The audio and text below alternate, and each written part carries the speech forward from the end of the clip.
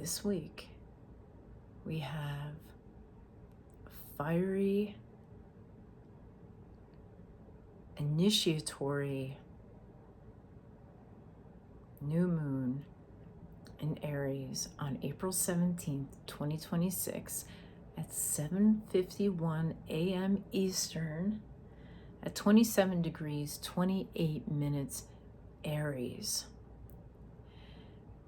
If this is the only new moon you set intentions for the entire year, this is the moon, because Aries represents the self.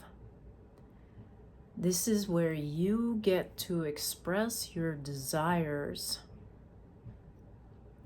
And as you express them, begin to understand that your self-expression actually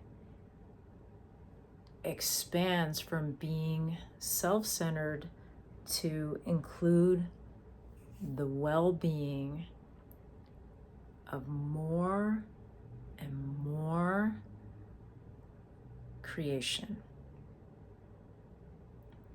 It's ultimately creative. The self-expression is creative in a way that builds upon itself and allows others to also express themselves. Aries is a leader.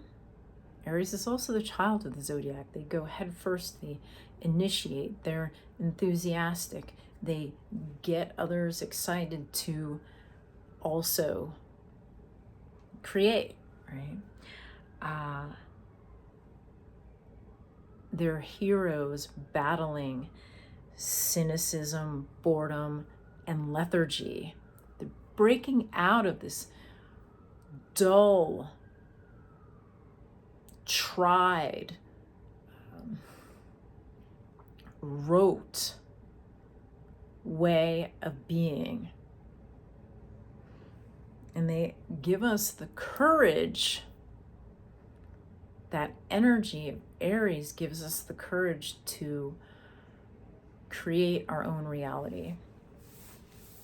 We have, besides the sun and the moon at 27 degrees, 28 minutes Aries, we have 4 planets in Aries that are conjunct.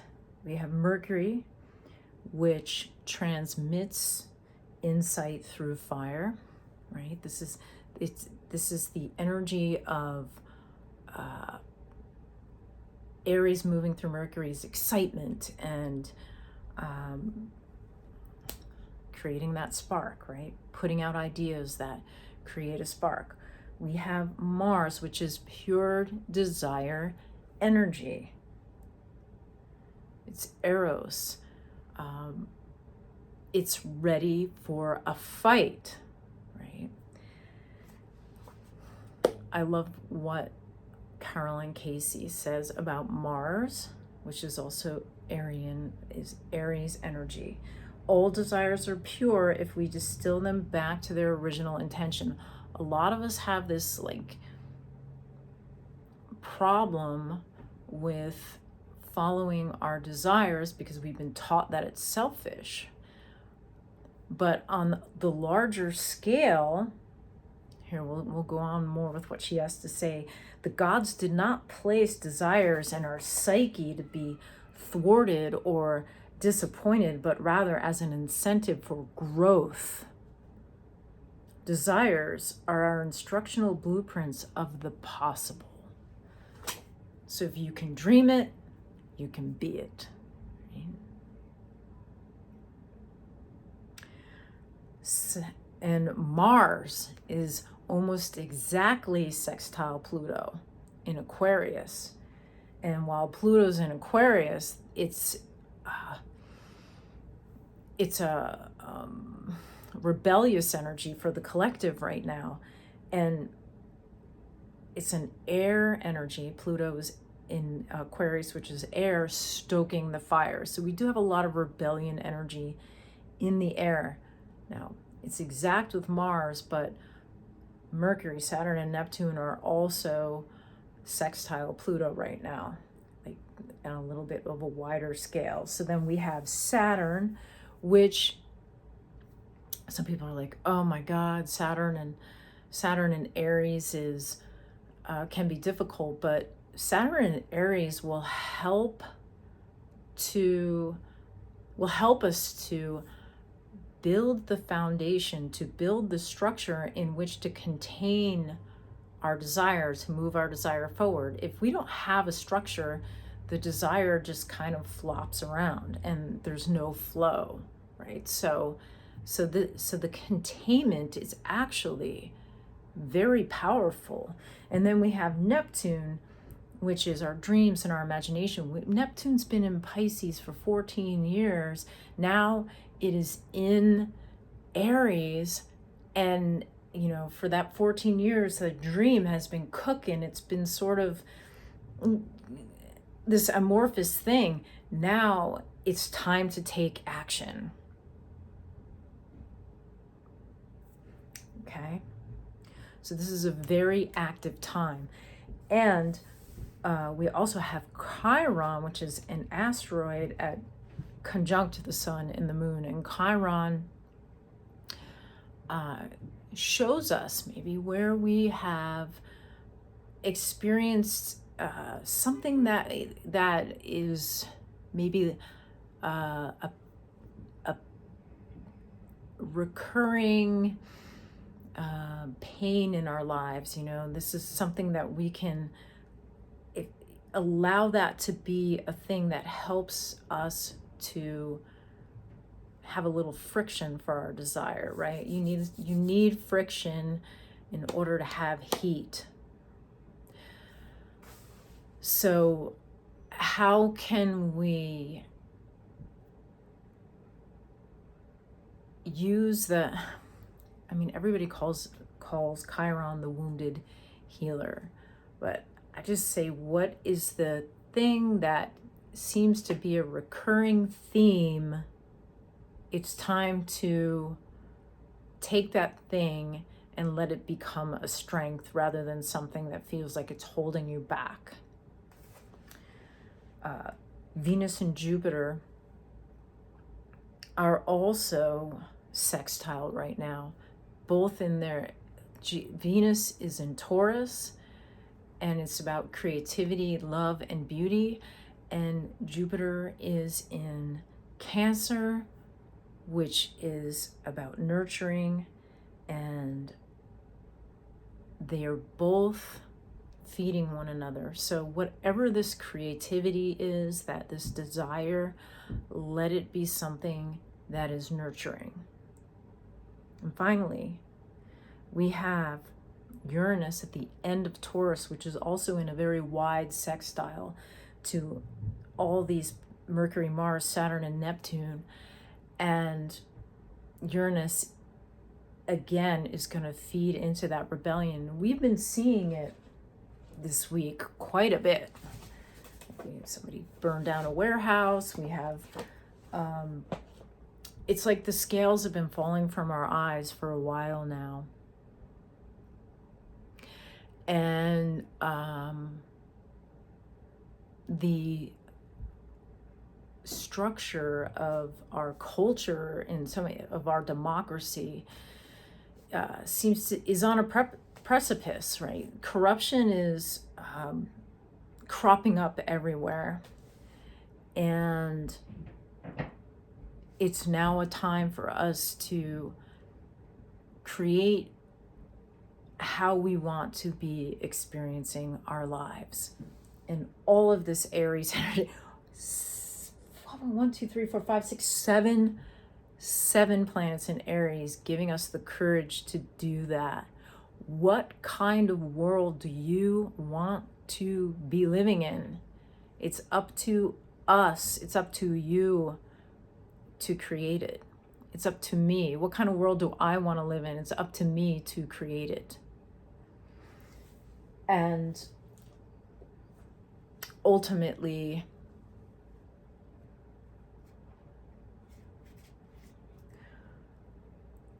whatever it is that we're like deeply desire, that we truly desire, it is something that is going to not only be good for us, but good for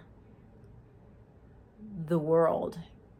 It is creative. Allow what actions you take to be creative. You don't need to be destroying things. They're falling apart on their own.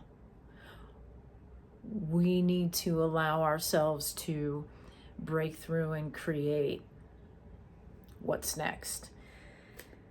And some people are doing vision boards or treasure maps. This is the time to do it.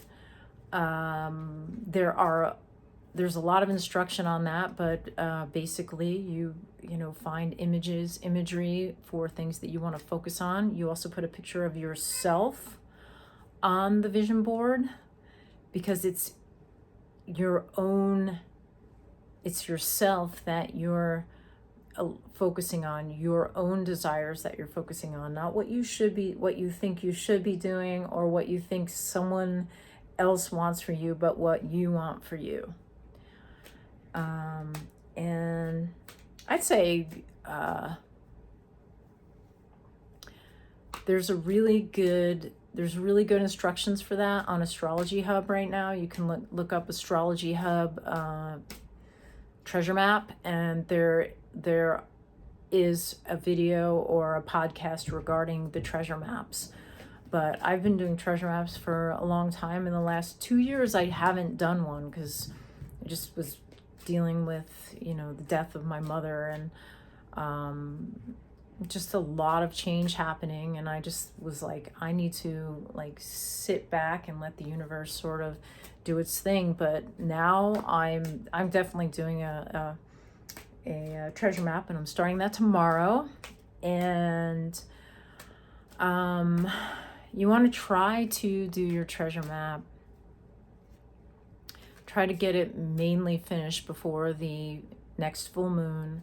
And then if there are any tweaks, you have until the Cancer new moon to tweak out what your treasure map should be. Okay. So that is that. And now I'm going to pull a card and see what the card has to say about the Aries new moon. Aries new moon, April 17th. What else can we expect besides desire, enthusiasm, spark, fire, fiery energy, maybe a little confrontational energy? Sometimes when we are claiming ourselves, claiming our self-expression, some people are gonna not like that. And you also just might be a little bit like, I want to do a little nudge. But generally, I think, we want to try to keep it, allow it to be creative, creative, playful, curious, connected, fun. Yeah, we could use some fun. Let's see. Okay, almost there. And pulled one out. We have the Ten of Swords. I'll pull out one more. Woo! Ten of Wands, excuse me. Ten of Wands. This is saying, this person's carrying all this stuff. The energy really is to be like, okay, so much of these, so many things that we either have created, so much of what we've created may have become a little bit heavy. We may have picked up other people's desires for us that maybe we don't want anymore. But this is really a time of letting go of some of those things that maybe are expected of us or that we expect of ourselves to keep on carrying. There's a lot of letting go this week. we can't keep going on like this. This person's all bent over. You need to narrow down what it is that you're going to continue carrying. Okay? I mean, it's basically like you don't have to do it all on your own. Seek out community. Aries is a self sign, right? Like people say it's the self, but it's the self in relationship to others. So allow others to carry some of the weight, or just put some of the weight down. And then, wow, and this is also fire, right? Then we have the Eight of Swords, and once again, it's like this is seeing past the illusion of your limitations. And Aries energy will do that. Like this person is, they might feel like they're completely surrounded by bars, but they're not 100% surrounded. That so many of our limitations are in our minds. And it's time to let go of those limitations. It's time to let go of people who put this kind of, what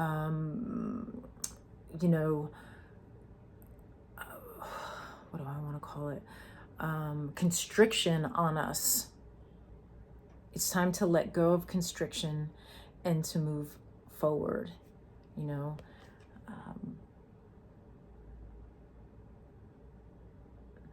So if there's any energy if there's any sign that can stand up to this kind of energy, it's totally Aries.